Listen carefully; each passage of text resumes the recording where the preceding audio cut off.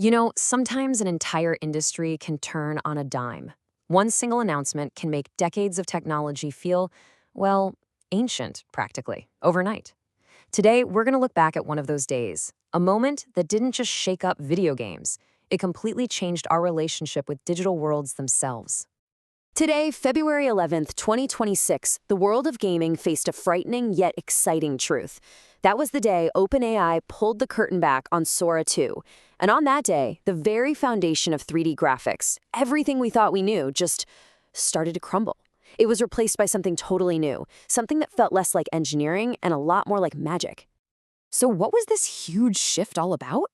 Well, for almost 50 years, every single 3D world you've ever walked, driven, or flown through in a video game was built on one simple idea: the polygon. That's right.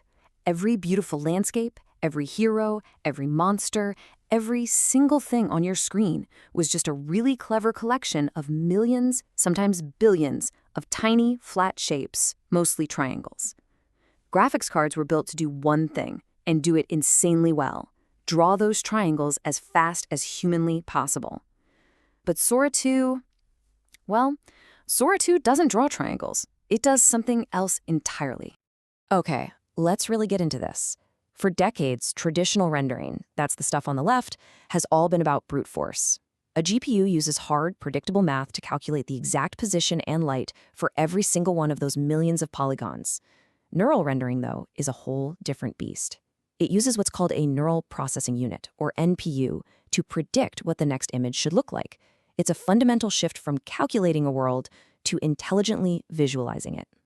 OpenAI calls this amazing tech interactive neural rendering. And here's what makes it so mind-blowing. The AI isn't just spitting out a pretty picture. It has actually learned the logic of the world.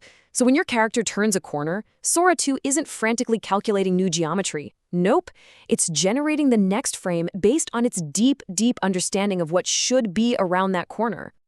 And this is where things get really, really wild. Because if an AI can dream up the next frame, what's stopping it from dreaming up an entire world? This is the moment Sora 2 goes from being just a rendering technology to a full-blown creation engine. Just imagine saying that to a game, not typing it into some complex developer tool, but just speaking it. Now, with the old methods, making that vision a reality would take a team of 500 artists and designers, months, maybe even years. With Sora 2, that sentence becomes the seed for an entire world, generated right there on the fly. And the speed? It's absolutely staggering. We are talking less than 10 milliseconds of latency. That's the time it takes between you doing something and the AI generating the result.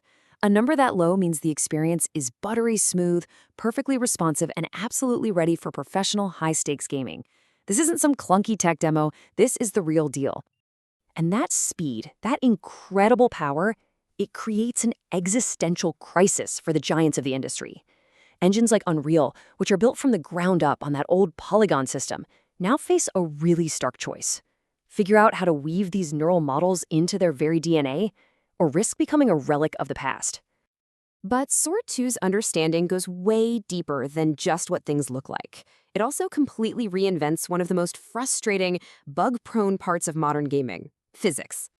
Come on, we've all been there, right?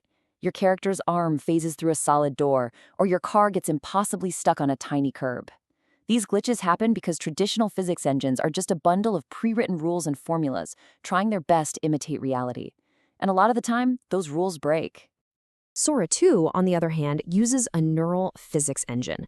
So instead of being programmed with equations for gravity or friction, the AI has learned these concepts by watching countless hours of real-world video. It doesn't calculate physics. It has an intuitive feel for it. Look at a car crash, for instance. In a world powered by Sora 2, the result isn't based on some rigid formula.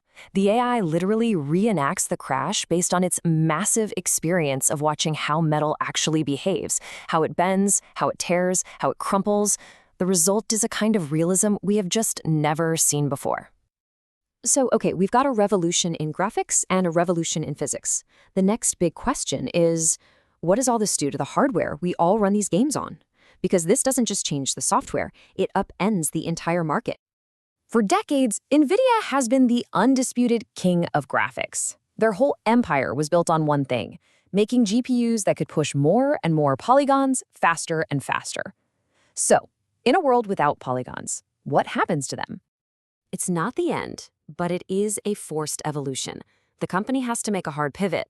Their dominance can't come from GPUs calculating graphics anymore. It has to come from building the most powerful NPUs on the planet, chips designed specifically to run massive AI models like Sora 2. They have to stop being just a graphics company and become a full-fledged AI company. This tech also completely flips the script on how we get our games, especially with cloud gaming. See, instead of streaming a blurry, compressed video of a game running on a server miles away, the server now sends the compact, world-building AI models straight to your device. Your phone or your tablet then uses its own NPU to generate the world right there, locally.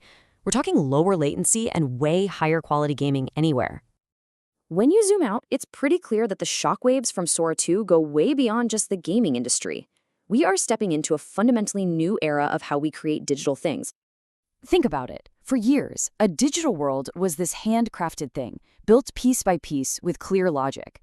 Now, it's more like a probabilistic dream, generated in a flash by an AI. This forces us to ask some really tough questions about what's real and what's generated when we're online. As one analyst so perfectly put it, we're witnessing the end of traditional rendering and the beginning of the age of neural magic. We're leaving behind the predictable, rigid world of pure calculation and stepping into an age where the technology is so advanced, it really does feel like magic. And that leaves us with one final gigantic question. The line between making a world and living in one is dissolving right before our eyes. When anyone can conjure up a reality just by speaking a sentence, when our digital experiences are no longer built but are dreamed into existence, what does that mean for the future of our own reality? That's a question we're all going to have to answer, and soon,